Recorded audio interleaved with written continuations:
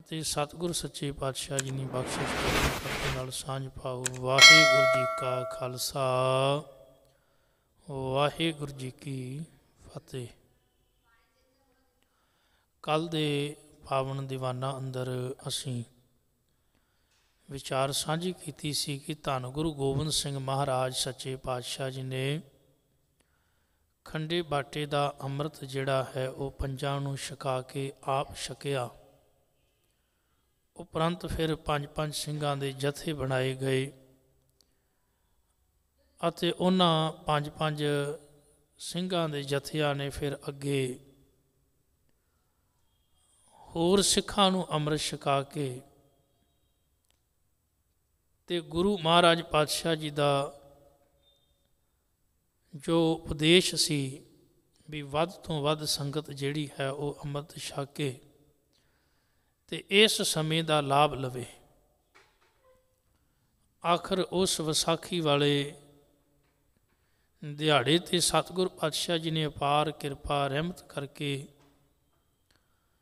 ਬੇਅੰਤ ਸਿੱਖਾਂ ਨੇ ਉਦੋਂ ਅੰਮ੍ਰਿਤ ਛਕਿਆ ਤੇ ਗੁਰੂ ਦੀਆਂ ਰਹਿਮਤਾਂ ਪ੍ਰਾਪਤ ਕੀਤੀਆਂ। ਸਤਿਗੁਰ ਸੱਚੇ ਪਾਤਸ਼ਾਹ ਜੀ ਨੇ ਸਿੱਖ ਨੂੰ ਜਿੱਥੇ ਕੁਰੈਤਾਂ ਤੋਂ ਵਰਜਿਆ ਉੱਥੇ ਹੀ ਇਹਨੂੰ ਇਸੇ ਹੀ ਆਨੰਦਪੁਰ ਵਿੱਚੋਂ ਕੁਝ ਦਾਤਾਂ ਦਿੱਤੀਆਂ ਨੇ। ਮਹਾਰਾਜ ਨੇ ਪਹਿਲੀ ਕਿਰਪਾ ਕੀਤੀ ਵੀ ਅੱਜ ਤੋਂ ਬਾਅਦ ਤੇਰਾ ਜਿਹੜਾ ਪਿਤਾ ਹੈ ਉਹ ਤੈਨੂੰ ਆਨੰਦਪੁਰ ਵਿੱਚੋਂ ਮਿਲੇਗਾ। ਤੂੰ ਕਿੱਥੋਂ ਦਾ ਵਾਸੀ ਹੈ, ਤੇਰੀ ਮਾਤਾ ਕੌਣ ਹੈ, ਇਹ ਤੈਨੂੰ ਆਨੰਦਪੁਰ ਵਿੱਚੋਂ ਪਤਾ ਲੱਗੇਗਾ। ਗੁਰੂ ਨੇ ਹੁਕਮ ਕਰ ਦਿੱਤਾ ਤੂੰ ਅੱਜ ਤੋਂ ਬਾਅਦ ਆਨੰਦਪੁਰ ਦਾ ਵਾਸੀ ਹੈ। ਪਿਤਾ ਤੇਰਾ ਗੁਰੂ ਗੋਬਿੰਦ ਸਿੰਘ ਹੈ, ਮਾਤਾ ਤੇਰੀ ਸਾਹਿਬ ਕੌਰ ਹੈ। 5 ਬਾਣੀਆਂ ਗੁਰੂ ਨੇ ਦਿੱਤੀਆਂ, ਜਿਨ੍ਹਾਂ 5 ਬਾਣੀਆਂ ਤੋਂ ਅੰਮ੍ਰਿਤ ਤਿਆਰ ਹੋਇਆ। ਸਤਿਗੁਰ ਪਾਤਸ਼ਾਹ ਜੀ ਨੇ ਆਖਿਆ ਵੀ ਸਿੱਖ ਸਵੇਰ ਵੇਲੇ 5 ਬਾਣੀਆਂ ਦਾ ਪਾਠ ਕਰੇ, ਸ਼ਾਮ ਨੂੰ ਸੋਦਰ ਦੀ ਬਾਣੀ ਦਾ ਪਾਠ ਕਰੇ, ਰਾਤ ਨੂੰ ਸੌਣ ਲੱਗਿਆਂ ਸੋਹਲੇ ਦੀ ਪਾਵਨ ਬਾਣੀ ਦਾ ਪਾਠ ਕਰੇ।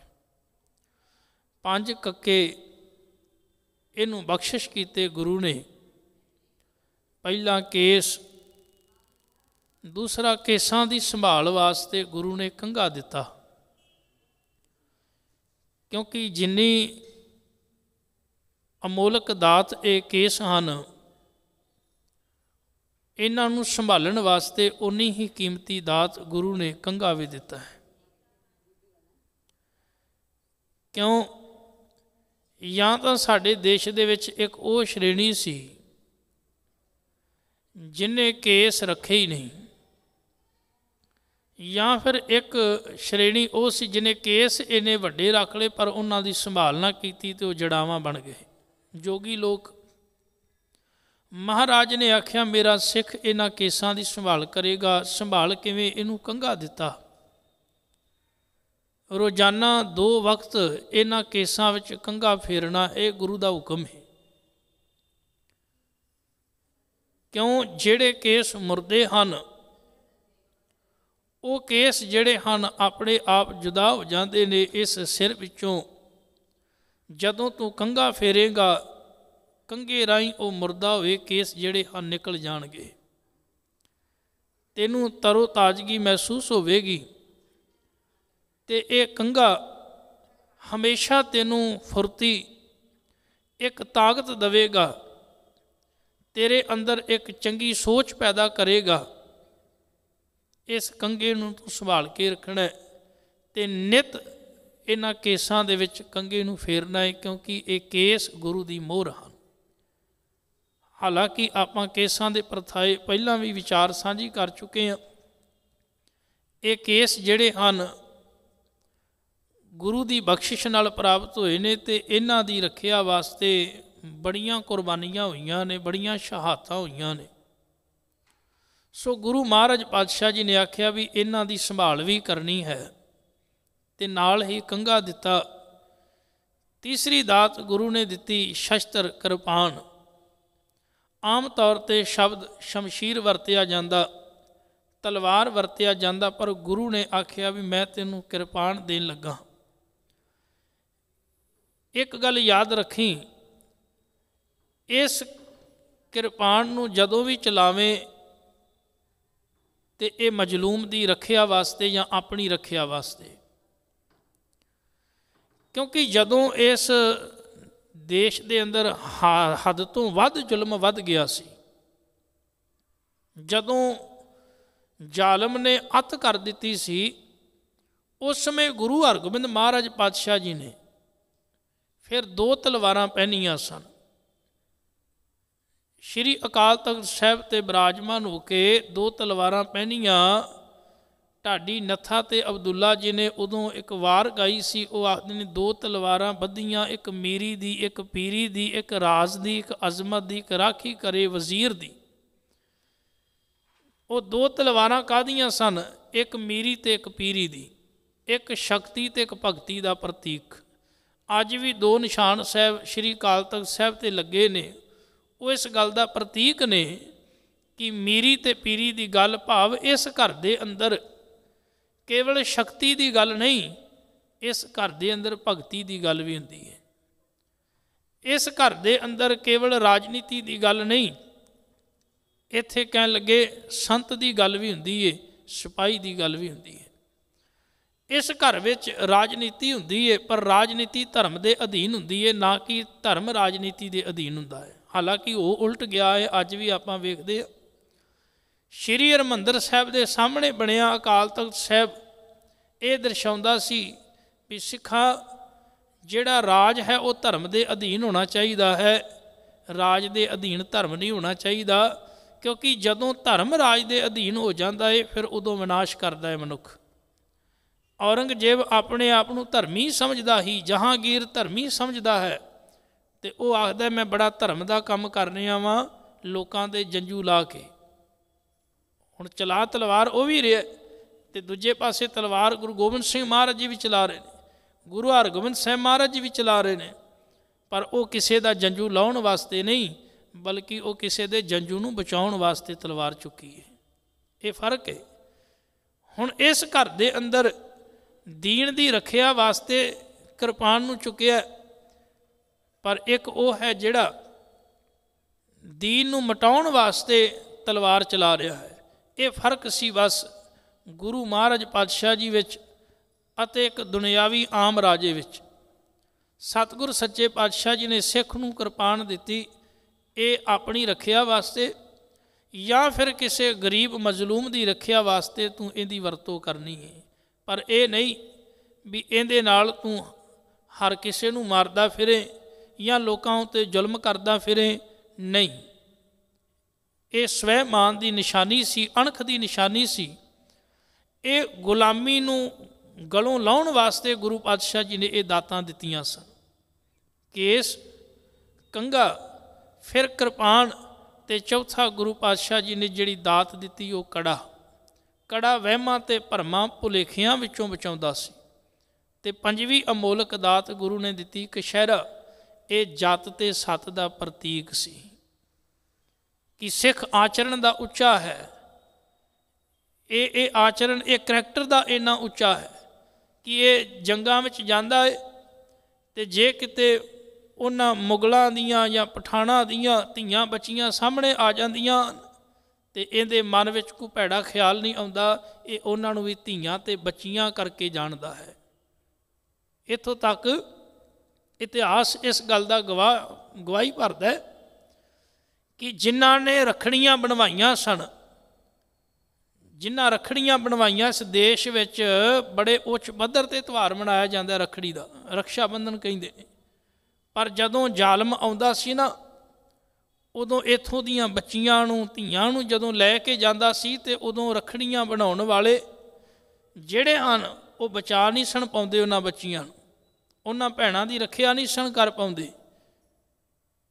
ਤੇ ਗੁਰੂ ਪਿਆਰ ਵਾਲਿਓ, ਉਹ ਕਲਗੀਧਰ ਮਹਾਰਾਜ ਪਾਤਸ਼ਾਹ ਜੀ ਜਿਨ੍ਹਾਂ ਨੇ ਹੱਥ ਦੇ ਵਿੱਚ ਰੱਖੜੀਆਂ ਨਹੀਂ ਬਲਕਿ ਹੱਥਾਂ ਵਿੱਚ ਕਿਰਪਾਨ ਫੜਾਈ, ਹੱਥਾਂ ਵਿੱਚ ਕੜੇ ਤੇ ਜੱਤ ਕਛਹਿਰੇ ਪਵਾਏ ਤੇ ਇੰਨਾ ਉੱਚਾ ਕਰਤਾਰ ਦਿੱਤਾ। ਆਖਿਆ ਵੀ ਸਿੱਖਾ ਤੂੰ ਅਣਖ ਤੇ ਗੈਰਤ ਨੂੰ ਕਾਇਮ ਰੱਖਣਾ ਹੈ ਤੇ ਯਾਦ ਰੱਖੀ ਜੇ ਕੋਈ ਧੀ ਬੱਚੀ ਵੱਲ ਮਾੜੀ ਨਜ਼ਰ ਰੱਖੇ ਤੇ ਉਸ ਕਹਿਣ ਲੱਗੇ ਮਨੁੱਖ ਨੂੰ ਤੂੰ ਸਬਕ ਵੀ ਸਿਖਾਉਣਾ ਹੈ। ਮੈਂ ਕਈ ਵਾਰੀ ਕਹਿੰਦਾ ਅੱਜ ਵੀ ਸੰਸਾਰ ਭਰ ਦੇ ਵਿੱਚ ਕੋਈ ਵੀ ਔਰਤ, ਕੋਈ ਵੀ ਬੱਚੀ ਜਿਹੜੀ ਹੈ ਉਹ ਇੱਕ ਸਰਦਾਰ ਭਾਈ ਕੋਲ ਖਲੋ ਕੇ ਆਪਣੇ ਆਪ ਨੂੰ ਮਹਿਫੂਜ਼ ਜਿਹੜੀ ਹੈ ਮਹਿਸੂਸ ਕਰਦੀ ਹੈ ਵੀ ਮੈਂ ਸੁਰੱਖਿਅਤ ਹਾਂ, ਇੱਥੇ ਮੈਨੂੰ ਕੋਈ ਖਤਰਾ ਨਹੀਂ, ਕਿਉਂਕਿ ਇੱਥੇ ਸਰਦਾਰ ਖਲੋਤਾ ਹੈ। ਖਾਸ ਤੌਰ 'ਤੇ ਜਦੋਂ ਕੋਈ ਅੰਮ੍ਰਿਤਧਾਰੀ ਸਿੱਖ ਖਲੋਤਾ ਹੁੰਦਾ ਹੈ ਤੇ ਉਹ ਕਿਸੇ ਵੀ ਮਜ਼ਹਬ ਦੀ ਧੀ ਬੱਚੀ ਕੋਲ ਜਾ ਕੇ ਖਲੋ ਜਾਂਦੀ ਏ, ਕਿਉਂਕਿ ਉਹਨੂੰ ਪਤਾ ਏ ਵੀ ਇਹਦੇ ਗੁਰੂ ਨੇ ਇਹਨੂੰ ਇਹ ਸਿਖਾਇਆ ਏ ਵੀ ਰੱਖੜੀ ਭਾਵੇਂ ਤੂੰ ਨਹੀਂ ਬੰਨੀ ਪਰ ਹੱਥ ਵਿੱਚ ਪਾਇਆ ਕੜਾ ਇਸ ਗੱਲ ਦਾ ਪ੍ਰਤੀਕ ਏ ਕਿ ਤੂੰ ਕਿਸੇ ਦੀ ਰੱਖਿਆ ਕਰਨੀ, ਤੇਰੇ ਗੁਰੂ ਦਾ ਹੁਕਮ ਏ। ਪਾਈ ਕਿਰਪਾਨ, ਪਾਇਆ ਕਛਹਿਰਾ, ਇਹ ਕੇਸ, ਬੰਨੀ ਦਸਤਾਰ ਇਸ ਗੱਲ ਦਾ ਪ੍ਰਤੀਕ ਏ ਵੀ ਤੂੰ ਦੁਨੀਆ ਦੇ ਵਿੱਚ ਆਇਆ ਹੈ ਪਰ ਤੂੰ ਦੁਨੀਆ ਵਿੱਚ ਆ ਕੇ ਕੋਈ ਇਹੋ ਜਿਹਾ ਕਾਰਜ ਨਹੀਂ ਕਰਨਾ ਜਿਹਦੇ ਨਾਲ ਤੈਨੂੰ ਮਾਲਕ ਦੇ ਦਰ 'ਤੇ ਸ਼ਰਮਿੰਦਿਆ ਹੋਣਾ ਪਵੇ। ਸੋ ਇਹੋ ਜਿਹੀ ਅਣਖ ਵਾਲੀ ਜ਼ਿੰਦਗੀ ਗੁਰੂ ਗੋਬਿੰਦ ਸਿੰਘ ਮਹਾਰਾਜ ਪਾਤਸ਼ਾਹ ਜੀ ਨੇ ਖਾਲਸੇ ਨੂੰ ਦਿੱਤੀ। 5 ਬਾਣੀਆਂ ਨਾਲ ਹੀ ਗੁਰੂ ਪਾਤਸ਼ਾਹ ਜੀ ਨੇ 5 ਕਕਾਰ, ਆਪਣਾ ਸਰੂਪ ਸੋਹਣਾ ਉੱਚਾ ਕਰਤਾਰ ਗੁਰੂ ਮਹਾਰਾਜ ਨੇ ਉਹਨਾਂ ਲੋਕਾਂ ਨੂੰ ਦਿੱਤਾ ਜਿਨ੍ਹਾਂ ਲੋਕਾਂ ਨੂੰ ਸ਼ੂਦਰ, ਜਿਨ੍ਹਾਂ ਲੋਕਾਂ ਨੂੰ ਮਾੜੇ ਨੀਵੇਂ ਆਖਿਆ ਜਾਂਦਾ ਸੀ, ਮਹਾਰਾਜ ਨੇ ਉਹਨਾਂ ਨੂੰ ਬੜਿਆ ਹੀ ਉੱਚੀਆਂ ਚੁੱਕ ਦਿੱਤਾ, ਬੜਾ ਹੀ ਜੀਵਨ ਉੱਚਾ ਬਣਾ ਦਿੱਤਾ। ਆਨੰਦਪੁਰੀ ਦੇ ਵਿੱਚੋਂ ਜਦੋਂ ਇਹੋ ਜਿਹੀਆਂ ਬਖਸ਼ਿਸ਼ਾਂ ਵਰਤੀਆਂ, ਜਿਹੜੇ ਲੋਕ ਗੁਰੂ ਘਰ ਦੇ ਵਿਰੋਧੀ ਸਨ ਉਹ ਤੜਫ ਉੱਠੇ। ਉਹਨਾਂ ਨੇ ਇਹ ਸਮਝ ਲਿਆ ਵੀ ਗੁਰੂ ਗੋਬਿੰਦ ਸਿੰਘ ਨੇ ਇੱਕ ਨਵੀਂ ਫੌਜ ਤਿਆਰ ਕਰ ਲਈ। ਔਰ ਗੱਲ ਵੀ ਸੱਚੇ ਗੁਰੂ ਪਿਆਰ ਵਾਲਿਓ, ਸੰਤ ਤੇ ਸਿਪਾਹੀ ਨੂੰ ਇਕੱਠਿਆਂ ਕਰ ਦਿੱਤਾ ਗੁਰੂ ਗੋਬਿੰਦ ਸਿੰਘ ਮਹਾਰਾਜ ਨੇ। ਇੱਥੇ ਇੱਕ ਫੌਜ ਤਿਆਰ ਕੀਤੀ ਗੁਰੂ ਗੋਬਿੰਦ ਸਿੰਘ ਨੇ, ਜਿਹਨੂੰ ਆਖਿਆ ਵੀ ਇਹ ਫੌਜ ਹੈ ਅਕਾਲ ਦੀ, ਇਹ ਅਕਾਲ ਦੀ ਫੌਜ ਹੈ ਤੇ ਅਕਾਲ ਦੀ ਫੌਜ ਹੱਕ ਸੱਚ ਨਿਆਂ ਵਾਸਤੇ ਲੜਦੀ ਏ, ਉਹ ਕਿਸੇ ਜ਼ਰ ਜ਼ਰੂ ਜ਼ਮੀਨ ਵਾਸਤੇ ਨਹੀਂ ਲੜਦੀ। ਇਹ ਬੜੀ ਰਹਿਮਤ ਕੀਤੀ ਮਹਾਰਾਜ ਨੇ।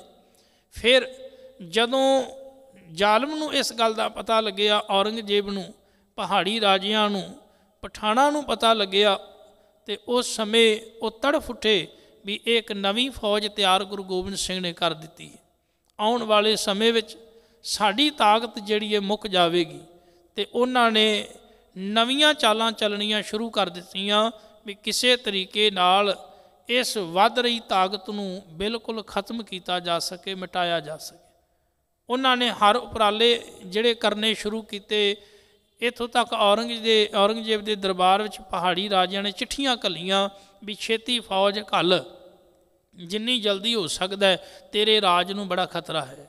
ਪਰ ਦੂਜੇ ਪਾਸੇ ਚਿੱਠੀਆਂ ਗੁਰੂ ਗੋਬਿੰਦ ਸਿੰਘ ਮਹਾਰਾਜ ਕੋਲ ਵੀ ਘੱਲੀਆਂ, ਝੂਠੀਆਂ ਸਹੁੰ ਖਾਣੀਆਂ ਵੀ ਅਸੀਂ ਤੁਹਾਡੇ ਨਾਲ ਹਾਂ, ਅਸੀਂ ਤੁਹਾਡੀ ਹਰ ਇੱਕ ਗੱਲ ਨਾਲ ਸਹਿਮਤ ਹਾਂ। ਪਰ ਦੂਜੇ ਪਾਸੇ ਅੰਦਰ ਖਾਤੇ ਉਹ ਸਰਕਾਰ ਨਾਲ ਵੀ ਮਿਲੇ ਹੋਏ ਸਨ, ਡਰਦੇ ਵੀ ਨੇ।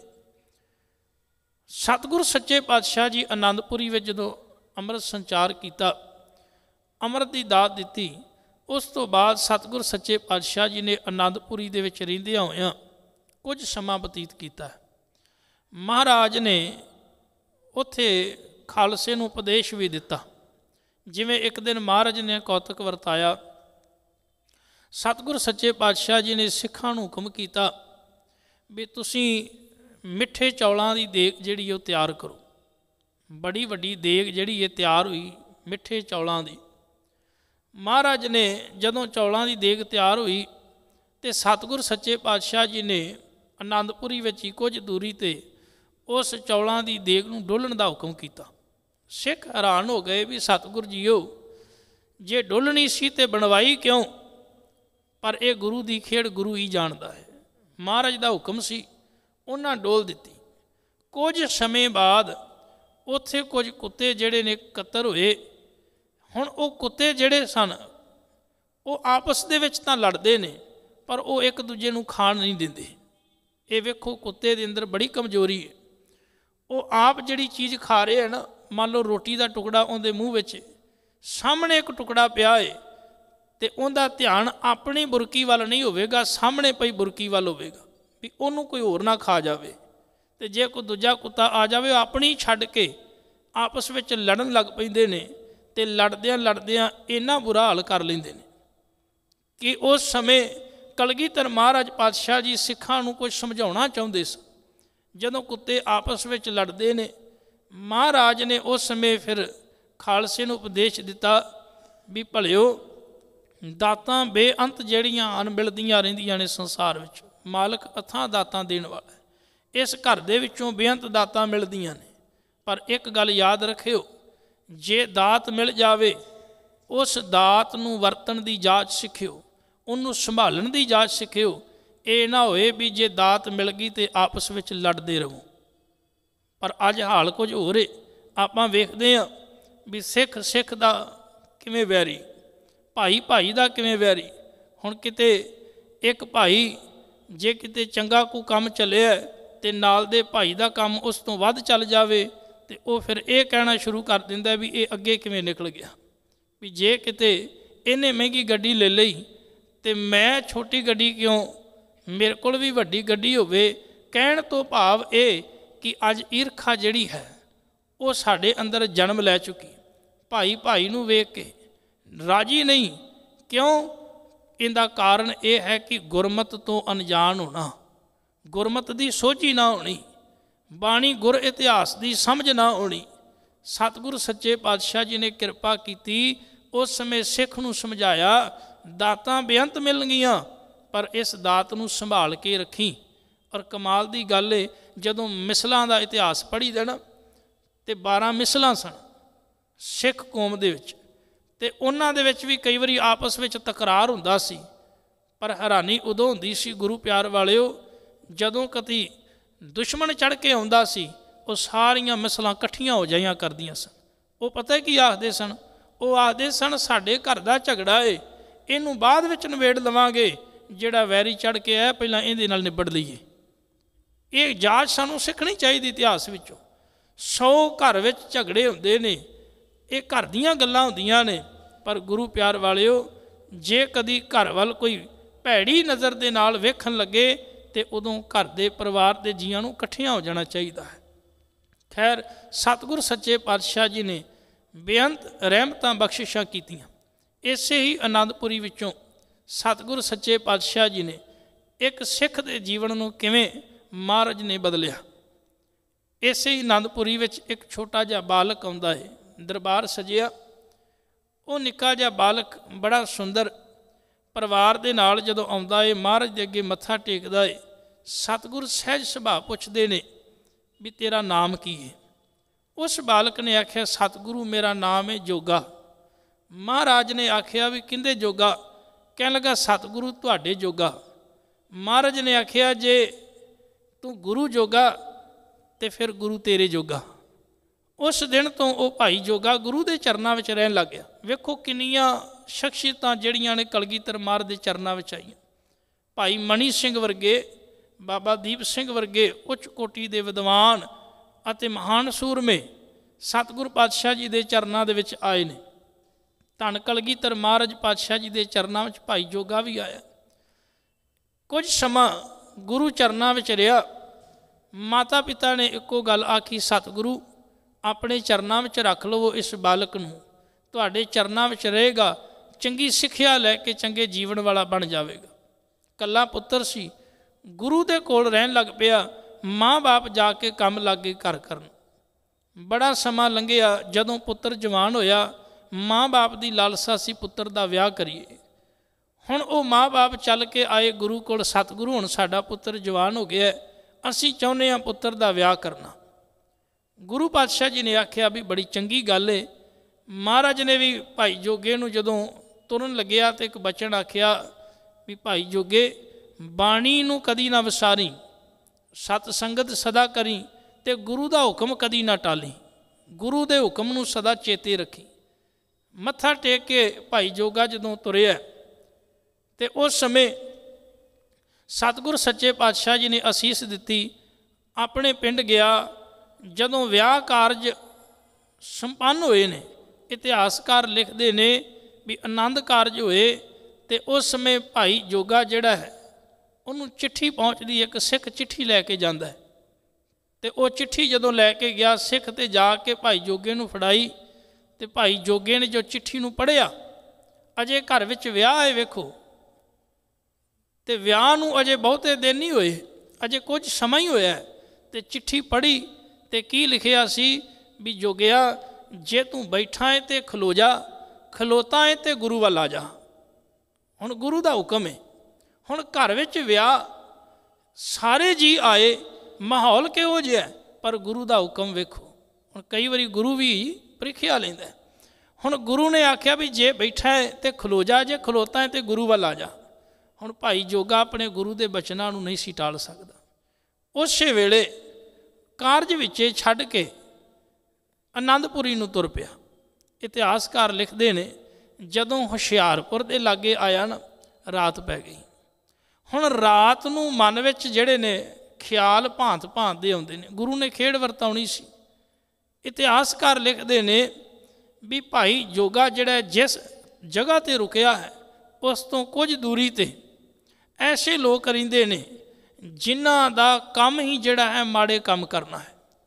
भाई जोगा जिन्ना मन बार बार कहिंदा भी तू भी जा उस थां ते, पर जाण दा यतन करदा है, दूजे पासे गुरु दा बचन रोकदा है भी नहीं तू जाना नहीं, पर ख्याल आउंदा है फिर चित्त विच वलवला उठदा है भी तू जा, भी किहड़ा इत्थे गुरु है, पर दूजे पासे मन ये भी कहंदा नहीं गुरु जाणदा ते सारा कुछ है ना। तुसीं कई वारी वेखिओ बंदे दा मन इन्ना चलाक हुंदा है, जदों कदी इहने बेईमानी माड़ा काम करना हुंदा है ना, उदों पता है आखेगा कर लै किहड़ा कोई वेखदा पिया, अगले पल आखेगा नहीं गुरु वेखदा ही पिया, फिर आखेगा नहीं इत्थे किहड़ा किसी ने वेखना है, जे गुरु वेखदा भी होएगा तो तू कर लै, गुरु ने किहड़ा कुछ कहना है।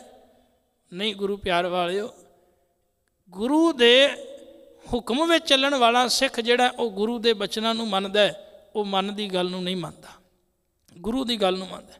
हुण भाई जोगे दे अंदर दुविधा चल रही सी, जावां कि ना जावां, फिर जावां कि ना जावां। कदी 2 कदम तुर लैंदे ने फिर वापस आ जांदा है, फिर 4 कदम तुरदा है फिर वापस आ जांदा है। रात लंघ गई, रात लंघ गई, सवेर हुई, भाई जोगा तुर पिया। जदों आनंदपुरी विच पहुंचिया दीवान लग्या, पर हुण हिम्मत ना पवे गुरु कोल जाण दी। क्यों? सारी रात जिहड़ी मन की खेड़ चलती रही ना, भी एक पासे मन विच थोड़ा जिहा यह भी है भी चल कोई नहीं माड़ा कर्म कर ही लै, पर दूजे पासे नहीं गुरु का हुक्म। पर यह ख्याल आना भी माड़ा जिहड़ा गुरु के दर ते गुनाहगार बनना है, ये ख्याल आ जाना भी।